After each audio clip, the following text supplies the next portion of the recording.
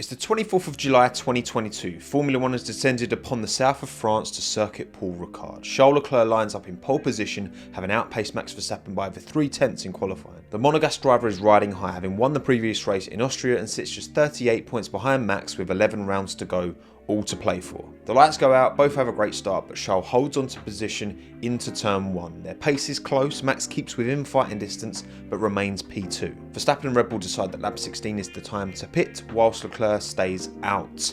And then comes lap 18. Charles is pushing to minimise the potential power of a Max undercut, and as he approaches the long right-hander of turn 11, he's a little wider than he had been previously, but on a track like this, that's all it takes. He spins, he hits the wall, he's out. No! Max Verstappen takes the win, and so begins one of the most dominant sporting periods in history. This was the point where Max really took off and never looked back. Le Castellet would be the first of 33 wins in 40 starts, which brings us to today, post-race, Imola Grand Prix, and yet another Max win. But in my opinion, we've now seen enough, after Miami and now Imola, that for the first time in 666 days since the 24th of July 2022, at long last, we finally have a title fight again. My name's Tommo, let's talk about it.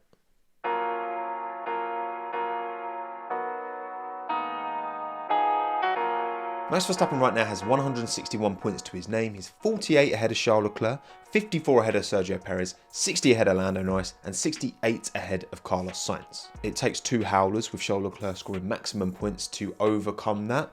That's asking a lot from a championship point of view. But we have 17 races to go. If Charles can average 3 points more than Max in all the remaining races, that's enough to get it done. Yes, is the RB20 still the best car on the grid?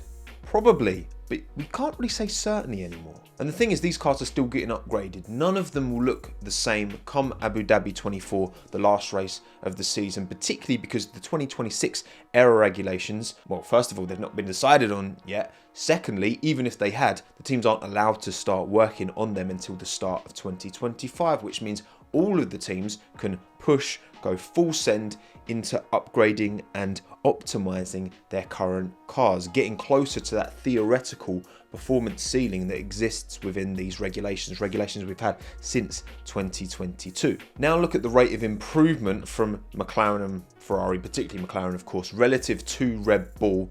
More aerodynamic testing resource, available to these teams because Red Bull have been on top for a while now. The most recent ATR reset at the start of this year had Red Bull at 70%, Ferrari 80%, McLaren at 85%. Rewind 6 months prior to that, Red Bull again had 70%, Ferrari 85%, McLaren 95% thanks to their stinking start to 2023. With component R&D and lead time in the many months, there is no doubt in my mind that McLaren are reaping the rewards today from additional ATR time that they were getting 12 months ago. On top of the fact that obviously Red Bull, because they overspent, they got an extra 7% lopped off, so those 70s came down to 63s for an entire calendar year, limiting their ability now to reap the rewards of development time, increased development time they would have had without that punishment. For a long time, it was hard to imagine anyone other than Max Verstappen in a Red Bull from winning anything. This time was theoretically inevitable, and I feel like they're there. But why wasn't I saying this after the Miami Grand Prix? Why wasn't I getting carried away then?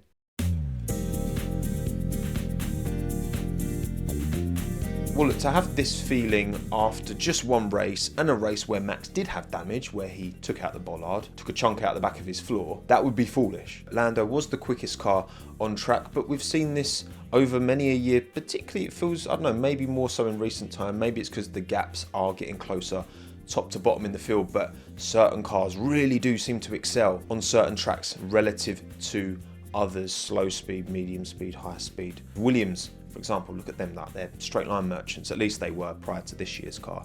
Anyway, Monza, happy days, loved it. Baku, sweet. I mean, for crying out loud, the 4 of the first 5 races of the year that Max Verstappen won, he won by 22 seconds, 13 seconds, 12 seconds, and then 13 seconds again, which, you know, a 15-second average winning margin sounds pretty dominant to me. We will never know how much pace that floor damage took away from Max. He didn't seem to think like it was taking much away, and obviously because of the safety car, those winning margins were, you know, not representative of a clean race at the end. But it is a fact that the deficit, 7.6 seconds max behind Lando, is like 3 times bigger than the deficit that was between Max and Charles Leclerc, 2.3. Look, Red Bull clearly had a challenging weekend. That track just didn't seem to work for them specifically, not just because Lando was quickest, but also because Charles was closer, and this was before Ferrari brought their upgrade to Imola. I mean, they finished 2nd and 4th. Checo did an acceptable job to capitalise from Carlos Sainz's punishment, knocked him down to P5, Checo up to P4. 8 times prior to that, Lando had sat P2 on the podium. It was an inevitability that one of those opportunities, if he kept putting himself in that position, would manifest in him either being the quickest or someone else having misfortune. And it was kind of a bit of both, because Lando was the quickest driver on the day, but also he did need a good bit of luck to really cement it. I mean, the timing of that safety car helped him just as much as it hurt his teammate, actually, Oscar, who was having a blinder of a race at the time. However, we know what Max is like. Off the back of disappointment, he more often than not comes back with a bang. We saw it in Singapore last year, had a stinker, was knocked out in Q2 by Liam Lawson, who was deputising in the AlphaTauri, right? Bad weekend for Red Bull. Carlos Sainz took the win, came back into Suzuka next race and wiped everyone clean. He was a man on a mission, so surely he'd do the same in Imola, right?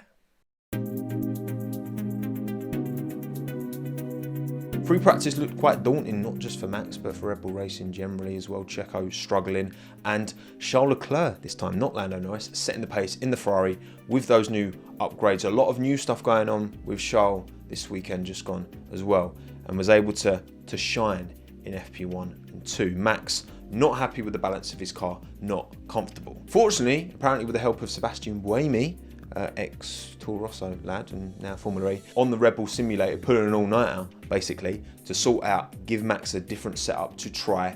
Seemed happier with that setup on a Friday. The knock-on effect is maybe that setup is partially why his pace struggled towards the end of the race, but in the moment anyway, it seemed to fix a lot of Max's issues and he was much happier in FP3. It was hard to judge where Max was going to be lining up in qualifying, because this isn't the first time Max has complained about his car and then gone quickest. Well, short story is he put it on pole. Long story is that he was very much helped by Nico Hülkenberg, his tow buddy, Nico, because Max gave him a tow earlier on in qualifying, and that accounted for about 0.14 of a second, and if you just reduce that, take that off of his final lap time, that puts him P3 behind both McLarens. Still ahead of both Ferraris. I think there was a bit more expectation for Charles Leclerc in particular in qualifying. Carlos has been struggling all weekend in Imola, hasn't he? But look, McLaren's qualifying 2nd and 3rd on a track, Imola, that is pretty significantly different to Miami in terms of layout, but very different in terms of temperature, tarmac surface as well. Imola's not very abrasive, hence why Pirelli's brought the kind of softest compound.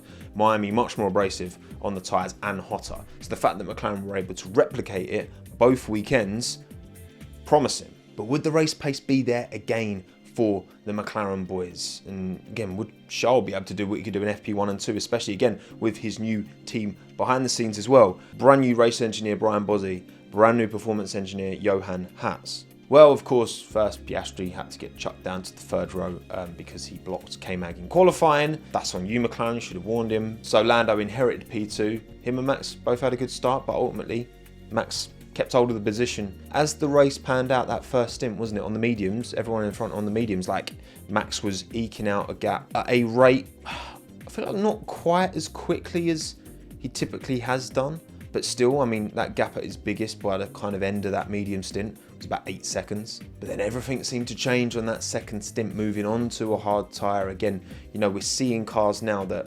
excel on some tracks more than others, but also cars that seem to excel on certain tyre compounds more than others. And I think that's just a product of everything getting closer. Because Lando was keeping pace with Max at the start of the hard stint. Charles was actually gaining on both Lando and Max, and obviously much closer to Lando, reeling him slowly. But once he kind of got into that dirty air range, you need a big deficit around a track like Imola to actually get an overtake done, and that's what makes it not a very good track for this current formula of Formula 1. So even though Charles had been reeling him in on this stint, by lap 44, Lando found something. He said afterwards he fiddled around with some switches, changed some bits, and all of a sudden he had pace, not only on Charles, but on Max as well. He was reeling him in hand over fist. Max was struggling on his tyres, he was overeating the fronts, he couldn't get the car turned in, similar to his complaints about the car on Friday, actually. But then Lando encounters the same problem Charles encountered when he was trying to overtake Lando, which you get into the dirty air, you have to adjust your driving style accordingly as well. Lando was on the raggedy edge at times, almost going into the gravel a few times. But once he understood the grip underneath him, he finally got into DRS, but it was on the final lap, and there's only one DRS zone. And Max won the race by 0.7 of a second. This was a win, unlike the vast majority of the rest of his streak that he's had going this last kind of couple of years. He said it himself, he had to work for it. For so many of those wins, no amount of what ifs for other drivers would have resulted in anyone but Max still winning the race. If Piastri doesn't get that penalty, and you've got the McLarens 2-3 outside of turn 1, Max ahead, sure, but then maybe the McLarens can play some strategic games. Checo wasn't up there, he went out in Q2. Maybe they can do something, undercut with one, try and overcut with other to try and coordinate a win. What if Charles didn't make that mistake into the very anti-outer when he was chasing Lando, went on the grass, he lost about half a second, not too much time-wise, but obviously he's got to get them tyres back up to work in, operate, and get back into the zone as well, and the focus. Like, maybe Charles could have followed Lando towards Max more so if he hadn't made that mistake. And yes, of course, as Max famously once said, yeah, but I mean, it's always if right. If my mom had balls, she would be my dad. So, yeah. We can if but maybe. That's not reality. But what is reality is that since McLaren's upgrade in Miami, since Ferrari's upgrade in Imola, goalposts have moved. Like, competition is not the same as what it once was. And in those first 5 races, Max won 4, but not 5, and he should have.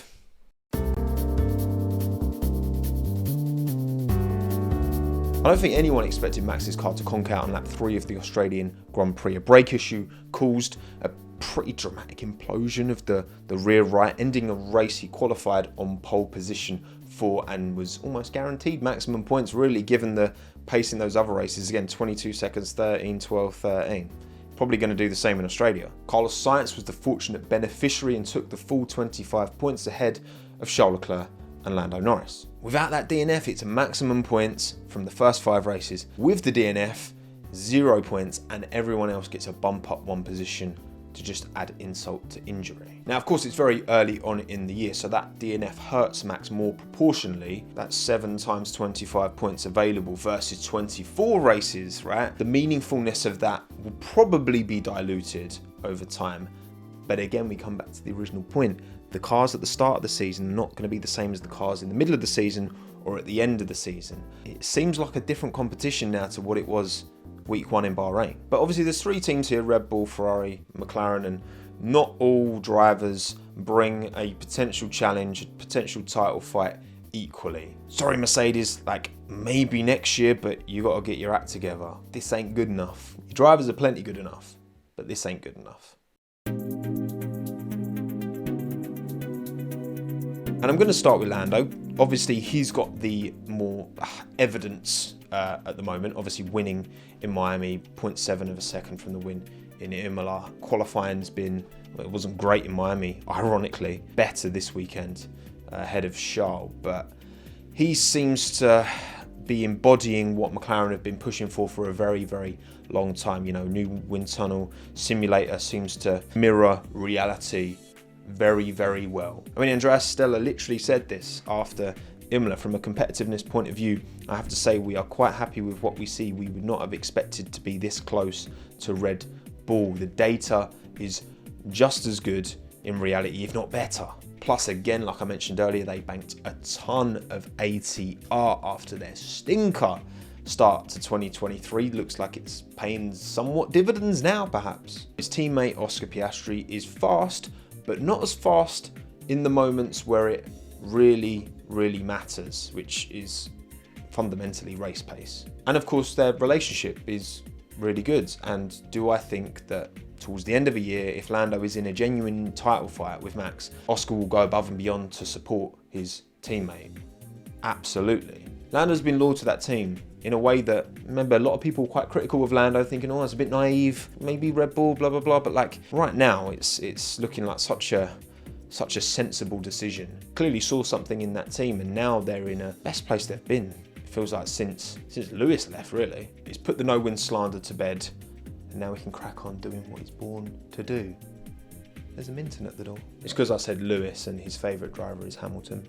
Because ham. I've not got any ham, sorry mate. And then there of course is Charles Leclerc, someone I believe could well be the most naturally gifted Formula 1 driver on the grid. When it all comes together, his one-let prowess is internationally recognised for a reason. But now he's finally getting that consistency. He's the only driver on the grid to finish no lower than P4 all season so far, including in the sprints. There's a reason he's P2 in the championship, and yes, it feels like McLaren maybe have the slight edge at the moment, but we know we've got a body of evidence that Charles can fight toe-to-toe with Max and beat Max. He's done it many a time before. He's also been outmanoeuvred by Max many a time before. It's been tit for tat between them two their entire career since they were bambinos in karts. We've all seen the clip. We didn't have them fighting wheel to wheel, Max and Lando, in Miami, and it never got to that point in Imola. We've literally never had that. We don't know how Lando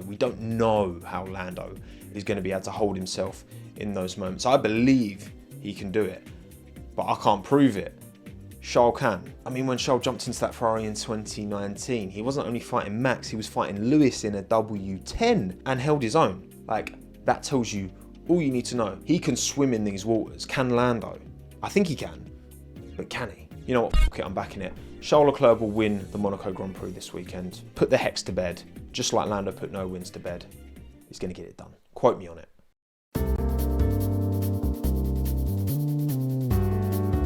But let's not forget about the man who has set the standard for so long now. The man who has brought an inevitability of dominance that is reserved for the greatest sporting dynasties of all time, right? This just doesn't happen, right? Tiger Woods, Michael Phelps, Chicago Bulls, New England Patriots, Michael Schumacher, Sebastian Vettel, Lewis Hamilton, Max Verstappen.